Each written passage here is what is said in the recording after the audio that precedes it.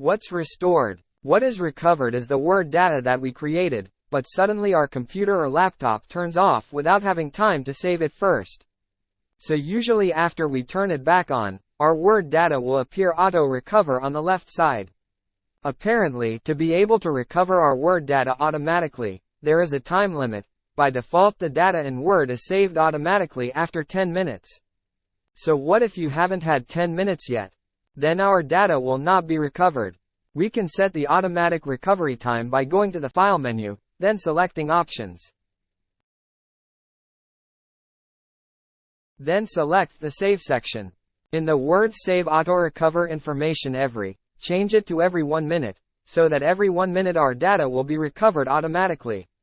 After that, click OK to save the settings, and friends can try to type something, then wait for 1 minute, then force Word to close, then reopen Word. Autorecover will appear on the left of the Word worksheet.